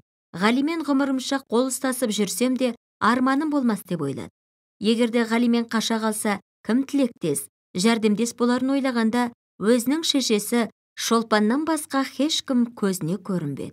Шешесіне сыйынатын себебі оқушыға да мәлім. Шолпан әуелден Жамалды Жұманға беруге разы болмай, Сәрсенбайға тілін алғыз алмай қойған еді. Екінші, Жамал ер жеткен соң Жұманға көңілі наразы болып жүргенін де сезіп, хатта сол мезгілде Жамалдың жазып жүрген өлеңінде тауып алып оқиды деп жоғарыда жазып едік. Үшінші, Жамал мен Ғалидің жақын болып жүргендерін біліп, көріп жүрсе де білмегенсіп жүруші еді. Жамалды Ғалиға лайық көрген секілді болып, Ғалиді шын ықыласымен баласындай жақсы көруші еді. Ұзын сөздің қысқасы, ақырында Жамал Ғалидің жазған сөздерін қабыл алып, қарсы жауапта жазып, ертеңінде манағы жігітке тапсырды. Бұл жігіт хатты сол күні Ғалиға жеткізіп берген соң, ашып оқыса, жазылған сөзі мынау екен. Ғалижан, біздің қолға тиді қағаз, жазғанын қабыл алдым сіздей шақпаз. Мақсатқа муафиқлы сөз шыққан соң, өңім бе түсім бе деп тұрдым біраз. Сіздейін жаздым жауап білгенімше, не түрлі жазған сөзін кірді ішіме. Сырымды жалғыз саған білдіремін, айтпаған мұнан бұрын бір кісіге. Мағлұм бір сөзіңе менің халім, еш рақат көрмегендей сенсіз жаным. Еріксіз бір есекке қосақталсам, жаһанда екі бірдей келмес мәнім. Қосылсам нәсіп болып сеніменен, кім айтар жүрмеді деп теңіменен. Сенімен отқа жансам арманым жоқ, жуылмаған Жұман атты перменен. Хатыңда бай емеспін деп жазыпсың, бетке салық қылма деп көп жазыпсың. Байды сүйсем Жұманға бармас бедім, бұны ойламай әшейін тек жазыпсың. Бір сенің ғашық отың сөндіретін, кім бізді ықтиярсыз көндіретін. Өлсек шұқыр бір болсын шықсақ төбе, айырылмалық болса да өлтіретін. Бір Алла жалғыз өзі болсын айғақ, тұралық уағданы бекем байлап, сен үшін бір басымды еттім құрбан, шынжырлап жіберсе де Сібірге айдап. Біз көндік мұндай халге Құдай салды, панасыз, мазлұм мен бір зарлы, ал енді күн түн демей хайла қара, келуіне жексұрынның бір ай қалды. Мен де жоқ аға жеңге мұңымда шар, сырымды басқаға айтсам жұртқа шашар, білмеймін апам байғұс не қыларын, жалғыз-ақ сенетінім ақылдасар. Аналық мейірбаны түссе егер, дұшпаннан құтылуға хайла табар. Сенбеймін еш кісіге мұнан басқа, керек атам, керек жақын ағайындар. Жан досым, 4-5 күнде жолығып кет, болса да сөйлесеріміз нендей рет. Өзіңде қарап жүрмей ескере бер, көңілге кіргеннен соң мұндай ниет. Келмедің 15 күнде мен көп тостым, санаулы енді аз ғана біздің бос күн, қайырлы сағаттарда ескергей деп, хат жазған қалам қозғап Жамал досың. Ғали бұл хатты оқығаннан кейін сол күні өзіне сенімді құрбылары Жүніс, Нұрмаш деген жігіттермен күн батқаннан түн ортасына дейін ауылдан аулақ бір оңаша жерде ақылдасқан еді. Ғали, мінекей жігіттер, бала жастан бірімізге сендеспей ойнап өскен құрбы едік. Қазірде мен мынадай бір қиялға түсіп тұрмын. Айтқан сертіне қыз жетіп, мен жетпей қалсам, маған тірідей өлім ғой деп ойлаймын. Мен тәуекел деп бұл іске басымды байладым. Сендер не ақыл айтасыңдар деді. Әлгі жігіттер, Оның бізге несін айтасың? Біздің сенен аянар хеш нәрсеміз жоқ. Бұл заманда қыздың басында ерк бар ғой. Азар болса малын алар. Кім қызды тегін береді дегеннен кейін Ғалидың қуанғаннан екі көзі жайнап кетіп. Не қылса да осы іске бір өнер қайрат ете көріңдер деп, ертең тағы да ақылдаспақшы болып тарқасты. Бұл үшеуі ертеңіне һәм бас қосып, бұл жолғы мәслихаттары әуелі Ғали Жамалға барып, оңашада әбден сөйлесіп, қай күні қашатындарын уағдаласуға қаратты. Көп кешікпей Ғали да бір күні түнде Сәрсенбайдың ауылының тұсындағы бір сайда сүйіктісі Жамал мен келешекте бірге рахат ғұмыр өткізулерінің желісін сөйлеп тұр еді. Дүниеде бұл екеуі үшін бір жақтан істің ақыры нешік болады деген үлкен қорқыныш, екінші жақтан дұшпанның қолына түспей құтыламыз ба деген қуанышпен жүректері лүпілдеп, бірінің қолы бірінің мойнында болып, екі ғашық бір ойда еді. Май жұлдызы таң қысқа, ай жарық, дүние тып-тыныш, жел жоқ, хауа жақсы, жаңа қонған жұрт, көк арай шалғын, жапырақ гүлдердің иісі аңқып, біздің жастарды көріп тұрған жалғыз Алла, екіншісі аспандағы ай мен жұлдыз еді. Жан-жануар күндізден шаршаған секілді тынығып, жылқы жосап, қара мал күйсеп, анда-санда қой үрккенді, ұйқысы сақ төбеттің шаңқылдап үргені, кемпір шалдың айтақтаған даусы ғана естілуші еді. Бұл бейшаралардың да бозбалардан үнің өшсін деген қарғыстан басқа алғысы жоқ еді. Махаббат мүптәлесіне душар болған сұлу қыздар елеңдеп ұйықтай алмай, тастан қатты шешесі есікті құлыптап, түңілікті ашып қойғанда, әттең айдың жарығы күндізгідей, ер жігіттің қадірін қыз білгендей, қыз байғұстың басында ықтияр жоқ, есік ашып досын үйге кіргізгендей деген бір ауыз өлеңді іштерінен деген күйінішті дауысқа араластырып айтып жатқанын қасына барып кім көрген. Торғай шырылдап, таң белгі бере бастады. Біздің сайдағылар қысқа таңның атқанын білмей қалған еді. Жамал Ғалиға айтты: анау күнгі саған жазғаннан кейін менің өңім де бұзылып жүрсе керек. Апам оңашада қайта-қайта: қарағым, неге мұнша сарғайып кеттің? Сырыңды айт. Бөтен ойың болса менен жасырма. Мен сенің біреуге қор, мұқтаж болмағаныңды ойламасам, саған жамандық тілер деймісің? Деген соң, және апама сенген соң, бар сырымды сөйлеп едім. Олай болса қарағым, бетіңнен жарылқасын. Ғалиді мен жек көрмеймін, бірақ қайтейін, Құдай тағала сені бір жаманға байластырып қойған соң деп жылап та жіберді. Ақырында өзі бізді шығарып жібермекші болды деді. Бұған Ғали да бейхисап қуанып, екеуі ендігі жексенбіге осы сайды белгі қылып уағда байласты. Ғали үйіне келіп, өзінің бұл іс хақында ақылдас болып жүрген құрбылармен сөйлесіп, келер жексенбіге ат сайландыра даярлана бастады. Екі дос Жүніс пен Нұрмаш Ғалиді шығарып салмаққа бұлар да даярланып, сенбі күні не болса да ертең болады деп, жас жүректері дамылсыз соғуда еді. Ғали даярланғанда Жамалда қарап жатпай, ақырғы сырын туған анасы Шолпанға айтқанның соңында Шолпан да разы болып, жол қамын ойлай бастаған еді. Жексенбі күні де болып, ел жатқан уақытта Ғали, Жүніс, Нұрмаш үшеуі ерлеген бір ат жетегі бар жолықпақшы болған сайыда даяр болған еді. Бұларға әрбір еткен минут сүрленген жылдай болып, қашан келет деп қарап тұрғанда, бір күнгін екі әйел көрінді. Келсе, Жамал мен оның шешесі екен. Бұлар мен Шолпан амандасып болған соң: шырақтарым, енді Алла тағала қайырлы сапарын беріп, мақсаттарыңа жеткізсін. Қайда жүрсеңдер де аман жүріңдер. Қазірде ешкім көрген жоқ, тоқтамай жөнеліңдер деп, Жамал мен Ғалидің беттерінен сүйіп, жыламсырап қоштасып, жастар аттарына мініп жөнелгенде, біраз арттарынан қарап тұрып, үйіне қайтты. Шолпан кісі көзіне түспей үйіне барып жата тұрсын.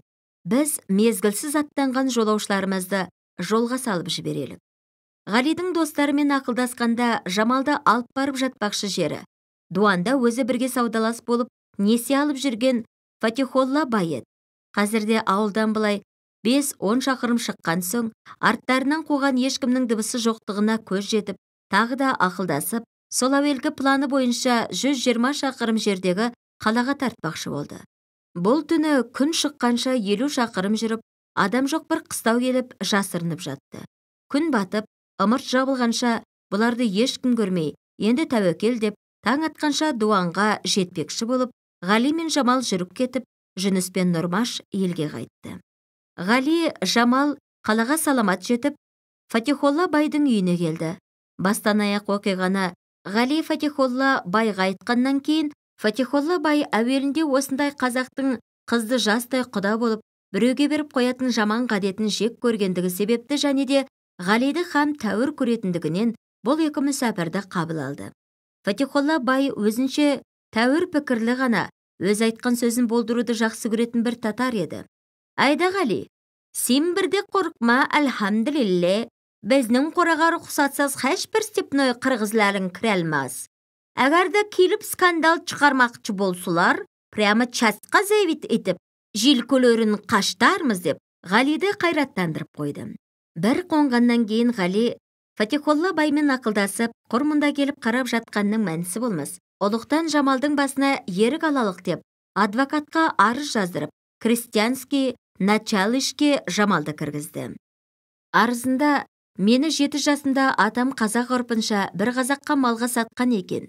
Бұл күнде кәміл жасқа толып көрсем, күйеуім өзіме ұнамағандығы себепті, һәм мені атам ықтиярсыз бермекші болған себепті, өзімнің сүйген жігітіммен қашып келдім. Мәрхәмәтшілік жүзінен мен мазмұнаның көз жасын құрғатып, басыма ерік беріп, қиянаттан қорғасаңыз екен деген сөздер жазылған еді. Бұл арызды ілтифатқа алып, начальник Жамалдың қолына кімге барсаңда ықтияр деген қағаз беріп, болысқа һәм былайша қағаз шығарды. Жамал Сәрсенбайғазына ешкім қиянат, жәбір қылмасын, сүйген күйеуіне баруға өзіне ерік берілді. Қалыңмал хақында дау болса, волостной съезге саларсың деп. Енді оқушыларға елде болып жатқан оқиғалар мағлұм болсын. Жамал қашқан күні таңертең Сәрсенбай намазға төсектен тұрып, түндік аштырып, азан оқып болғаннан кейін Жамалдың жоғын көзі көріп қатындарынан Жамал қайда кеткен деп шүбәләніп сұрай бастады. Шолпан да еш нәрсе білмегенсіп, Жамалжан тысқа шыққан шығар деп тұрғанда Сәрсенбайдың бәйбішесі: «Ойбай бетім-ау, бір сұмдық болған екен ғой, Жамалдың ілулі тұрған киімдері қайда» деп, сол минутта Жамалдың қашқаны мәлім болды. Үй іші сасып, ренжуде болып, сол сағатында ауылда жиналып, ақылдаса бастады. Біреулері өзінің күйеуі алып кеткен шығар деп, көбі жоқ, мұны Дүйсебектің қу баласынан басқа ешкім әкеткен жоқ. Өздеріңді соны патшаның баласындай әлда қандай қылып көріп, тым еркінсітіп жібербедіңдер. Ал енді қайтер екенсіңдер деп, Сәрсекеңнің жалғыз басын даңғылды. Сөйтсе де маслихаттасып, осындай мағлұмсыз біздің баламыз, сіздің келініңіз Жамалды біреу түнде алып кетіпті, не қыламыз деп Байжанға кісі жіберді. Және бір жағынан астыртын Ғалидің ауылына да кісі жіберді. Кешке таман Ғалиларға кеткен жігіт бүгін түнде Ғали, Нұрмаш, Жүніс үшеуінің жақсаттарына мініп үйлерінде жоқ болып шыққан хабарын алып келген соң, шүбәсіз істің анығын біліп, Байжанға екінші кісі жіберді. Мінеки, Дүйсебектің баласы алып кетіпті.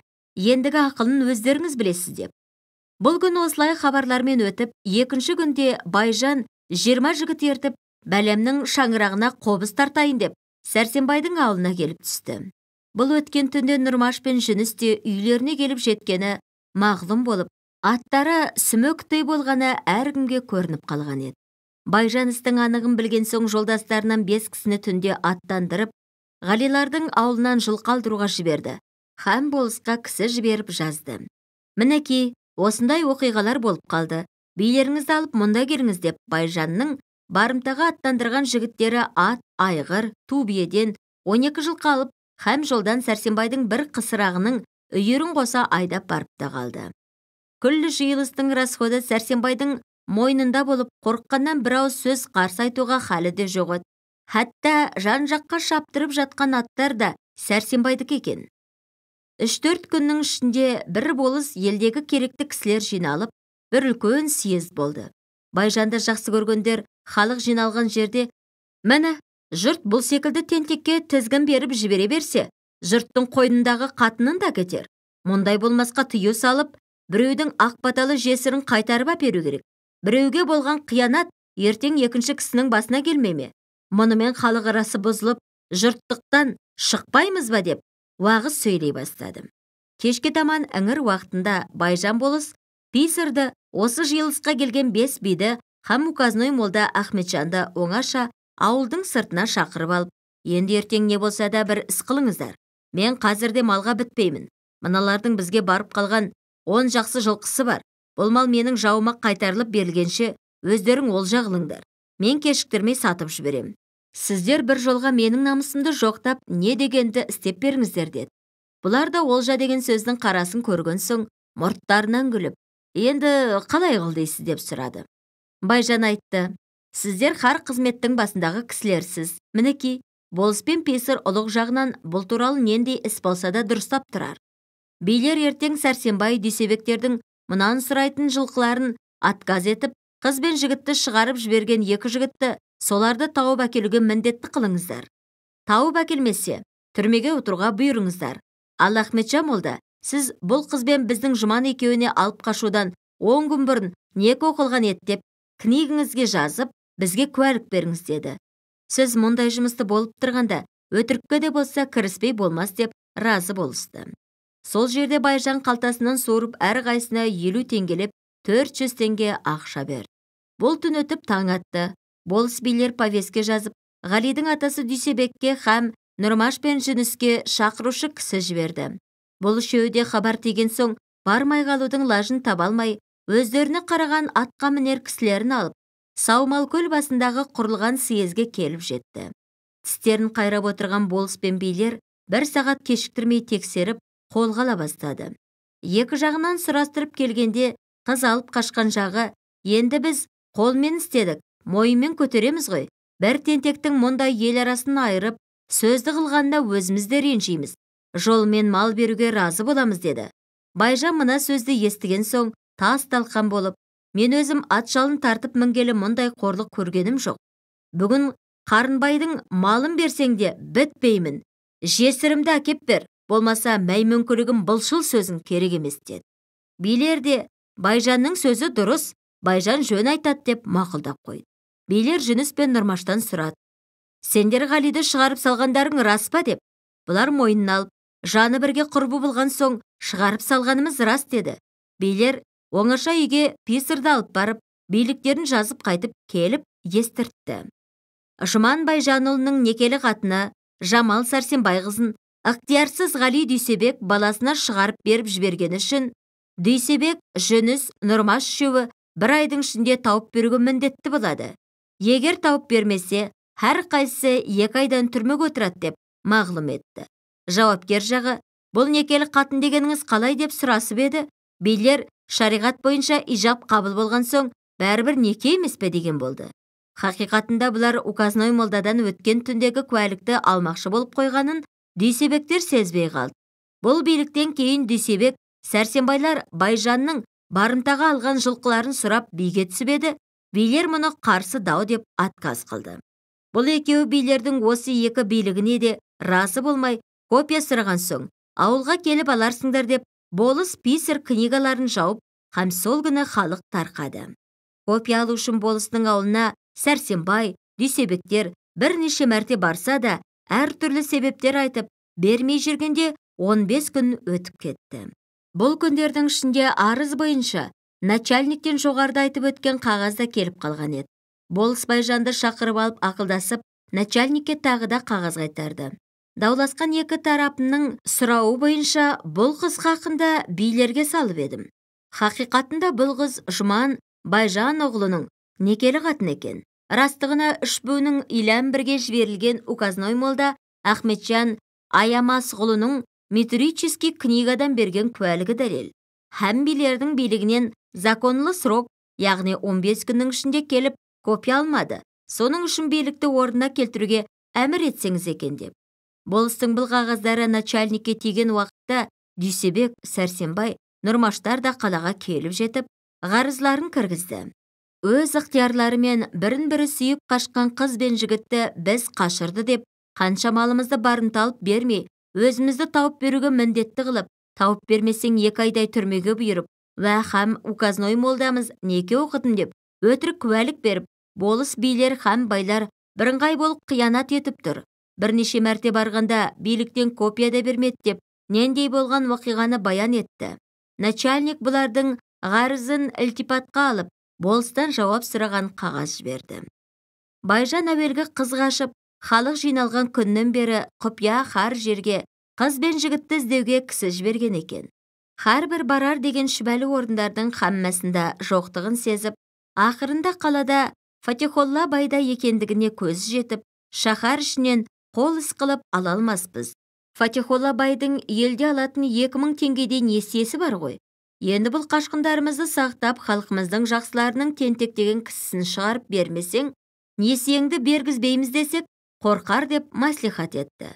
Осы сөзді айтуға келген кісіге Фатихолла бай ішінен қауіптеніп, бұлай болуды да бек ықтимал деп ойлап жауап берді. Дұрыс, әуелгі уақытта ұлыққа арыз беру үшін ғана бізге 3-4 күн болып қонған еді. Қазірде бізден кетті, қайда екенін білмеймін. Егерде мұнан былай бізде екендігі білінсе, халқыңыздың не қылғанына разымын деді.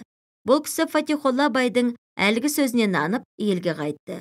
Фатихолла бай Ғалиға сөйледі. Мына кәпірлердің сырлары өзіңе мәлім ғой.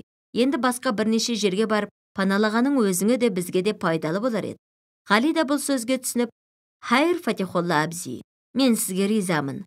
Залымдар не қылады деуге болмайды. Олай болса мұнан 3 шақырым жерде атамның нағашысы бар, сонда барайын деп ертеңіне жүруге даярланды. Ғалидің өзінде жегуге 2 ат бар еді. Фатихолла бай арба сайман һәм 50 теңге ақша беріп, қаладан шығарып салып, қайырлы сапар деп дұғада болып қалды. Ғали Жамал да өздерінің ата-анасынан айырылғандай болып қимай жылап айырылысты.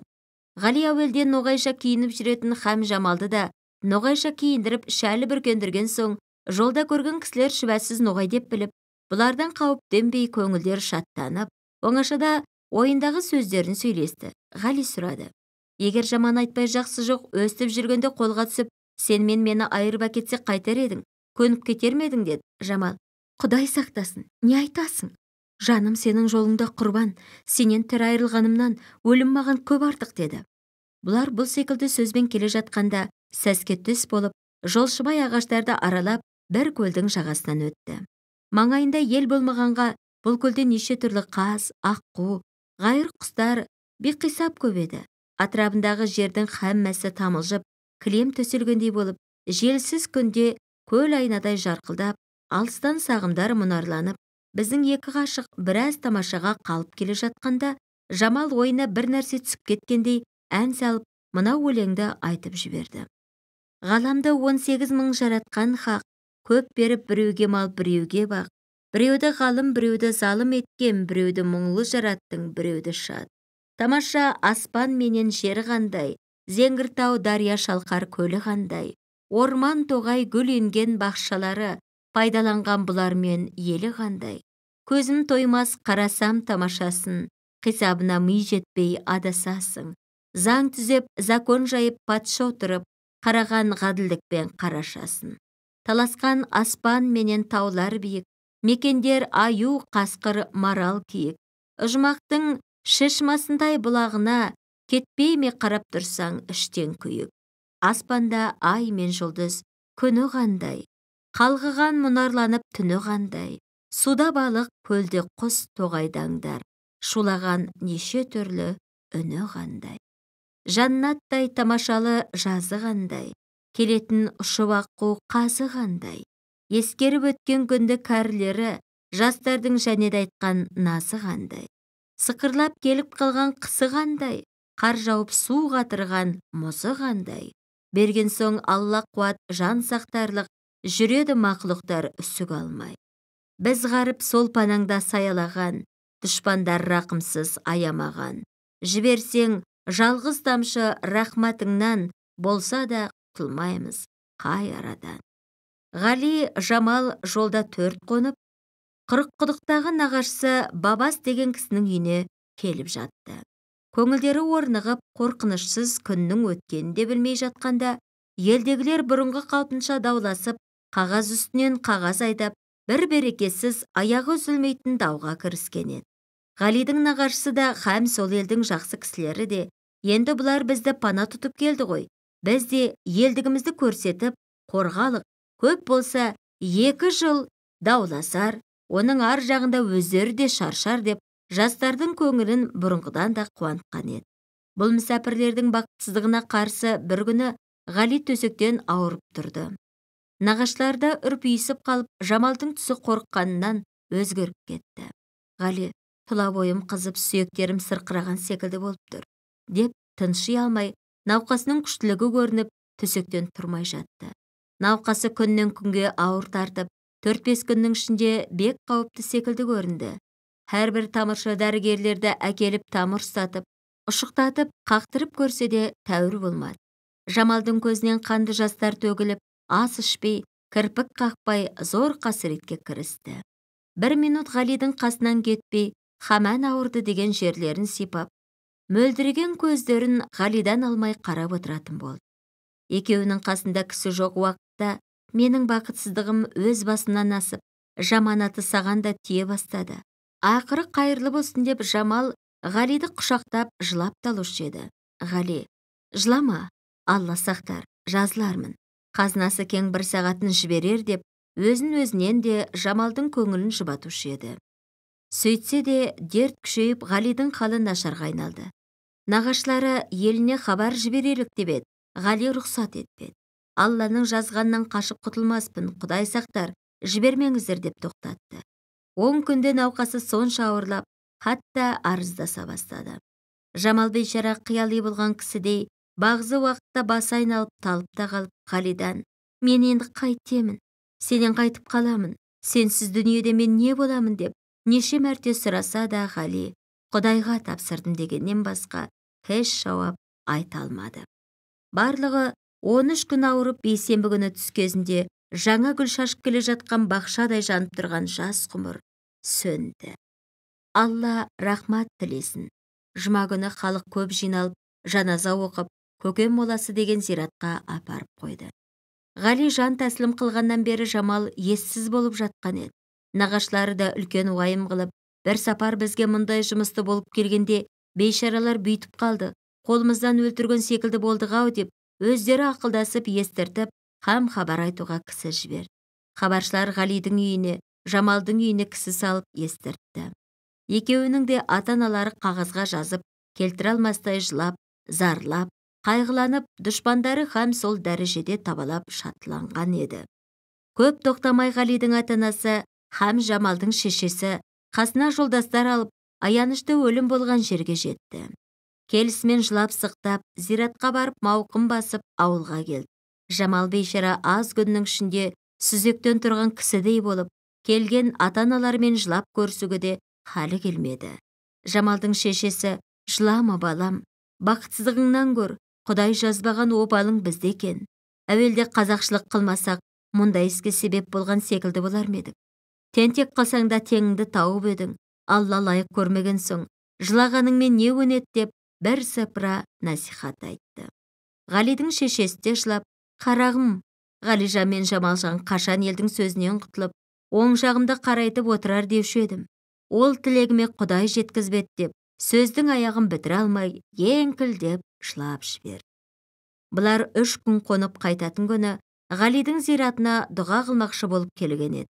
Молда Құран оқып болған соң, Жамал Ғалидің қабірінің басын құшақтап отырып, көзінен жас ағызып сөйледі: Ғали, Ғали, бақытсыз Жамалың қасыңа келіп тұр. Алла тағала маған сенің қабіріңді көрсеткенше, мен алғаны жақсы болатын еді. Бірақ бұйрықсыз жан шықпайды екен. Дүниеде бірге рахат ғұмыр өткеремін. Ғали тұрғанда еш жаманға қор болмаймын дегенім тәкаппарлық екен. Алла қабыл етпеді. Үмітім кесілді, Ғали. Қып-қызыл шоқтың ішіне тастап, алыс сапарға жөнелдің. Өзің үшін қайырлы болсын. Мен сорлың, кеудемде шыбын жаным барда, сені ұмытпаспын. Дүниеде патшаның баласы болса да, саған теңгермеспін. Қош жаным, Ғали. Бір мен үшін мейірбан ата-анаңды да көре алмай, қолдарынан топырақ салғыза алмай кеттің. Кеш жаным. Алла тағала ақиретте қосылуға несіп етсін. Сол уақытта ғана көрген қасіретім бір сағаттай болмай ұмытылар. Мен сорлың, опасыз дүниеде қонақтай алмай адасып қалдым. Қош жаным. Қош деп Жамал талып кетті. Зират басындағы халық Жамалға су бүркіп, кішкене тәуір болған соң алып қайтты. Сонда да Жамалдың есі бүтін көрмей, әлденендей мағынасыз сөздер сөйлеп келе жатты. Зираттан қайтқан соң бабасының үйіне келіп, енді жолаушылар қайтпақшы болды. Ғалидың ата-анасы үйіне кетіп, Жамалдың шешесі Жамалды өз үйіне алып қайтты. Жамал үйіне келіп тұрған соң күннен күнге уайым қайғысы артып, жаман болып, адам баласы аярлықтай жүдеді.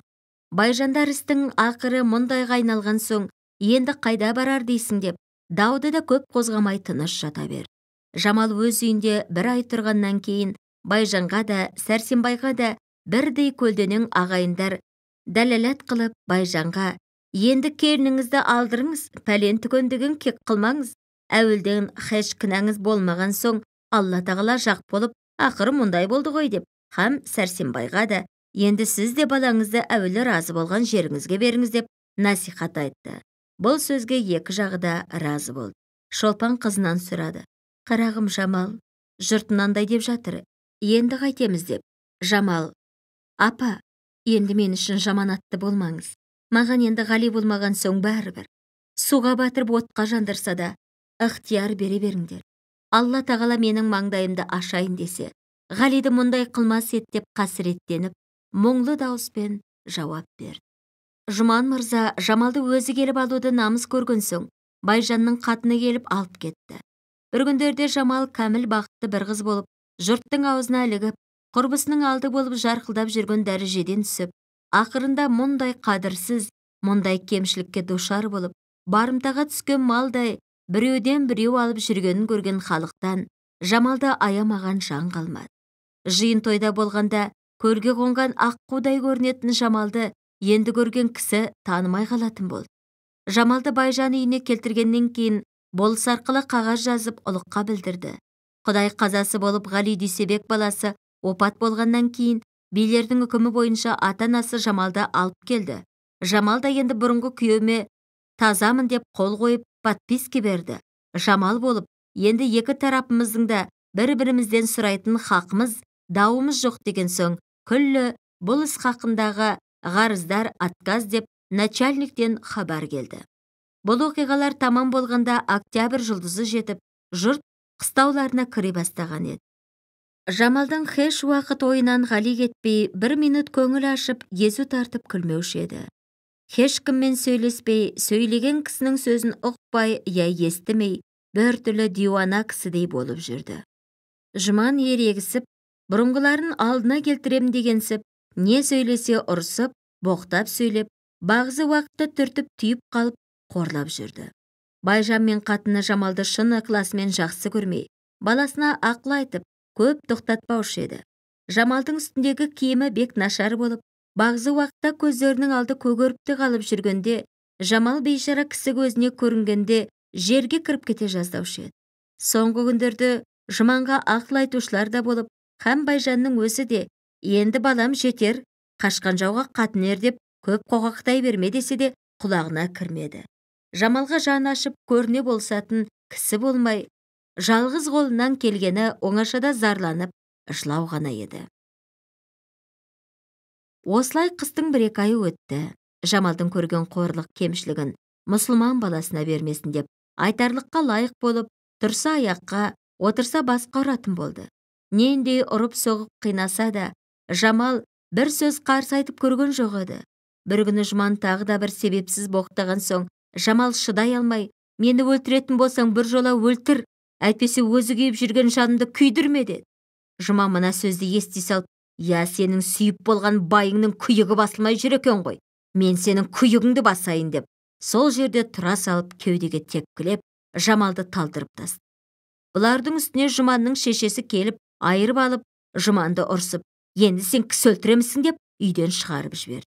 Жамал бір сағаттан кейін есін жиған соң, ақырға ақылын жиып, мен бүйтіп жүріп тіршілік қыла алмайды екем. Мұнанда бұл иттің қолынан өлгенше басқа жаққа кетіп өлейін деп ойлады. Жамалдың бармақшы болып ойлағаны қаладағы Фатихолла бай еді. Әйтеуір онда жетсем біреудің самауырын қайнатып, қызметін қылсам да қор болып, халық көзіне көрінбес едім деп, осылай ойлап жүргенде күн де батып, түн болып елде жатты. Жамалдың бұл ойлағанына қарай, осы түні Байжанның ертеулі аты таң асып тұрған еді. Жылырақ киім киініп, ептеп шығып, Жамал әлгі атқа мініп үлкен жолмен құтқардың ба, я Құдай деп жөнелді. Жамалдың ісі әуелде теріске басып келе жатқанмен, бұл сапарда істің сәтті болмайтұғын белгісі көріне бастады. Жамал шыққан уақытта азырақ жаяу борасын бар еді. Жамал 20 шақырым шыққан уақытта боран көтеріліп, жол көрінбей бастады. Бара-бара боран әбден күшейіп, алды артын орап алды. Қорқыныштың не екен, һәм жан рахатын ұмытқан Жамалдың ойында Ғали ғана болып келе жатқан уақытта аты бір жерге келіп тұрып қалды. Сол уақытта ғана байқаса, ат алда қашан жолдан шығып, бір қалың омбы қарға тоқтаған екен. Атты кейін бұрайын десе, екі қолы қатып қалып, тізгінді ұстауға келмей, тоңып, һәм күллі денесінің қалтырағанын сезді. Жамал бар күшін жинап алып, атын бұрып жүрген болып еді, еш нәрсе көрінбей, жол табылмайтын болды. Осылай адасып түн ортасына шейін жүріп, өзі әбден жаурап, не болғанын білмеске айналды. Тым болмаса аттан түсіп, жаяу жүрсем, жылынар мекем деп түсіп жүріп көріп еді, қалың қарға жығылып тұрып жүре алмай, бір жерге келіп бір жола құлады. Күндізінде мініліп жүріп, түнде һәм болдырған ат Жамалдың қасынан ұзамай тұрып қалды. Жамалда жан ұшырып, тұла бойы қызып бара жатқан секілді болып, үстіндегі киімдерін һәр жерге шешіп лақтырып, бар даусымен: «Ғали! Ғали! Қиналдым, жаным! Қайдасың?» деп, ақырғы тіршілігінің минуты осы болып, бір оязда елге әңгіме болған сұлу Жамал, мақсатына жете алмай жапан далада, декабрьдің рақымсыз боранды түнінде жан тәсілім қылды. Боран Жамал үшін ғана болғандай таңертең ашылып, Жамал бейшарада жолдан жарты шақырым ғана жатыр еді. Сәске кезінде қаладан келе жатқан 5-6 жолаушы әлгі жерге жақындағанда, жол үстінде қалтиып тұрған бір ерттеулі атты көріп, бұрылып келіп шүбәланып, мұның есі қайда екен деп, жан-жаққа аттың ізімен жүріп іздегенде, Жамалдың үстінен түсті. Көрсе, бір әйел адам қасында шашылып жатқан киім. Сол жерде жолдастарының бірін жақын жердегі ауылға шаптырып, өздері күтіп тұрды.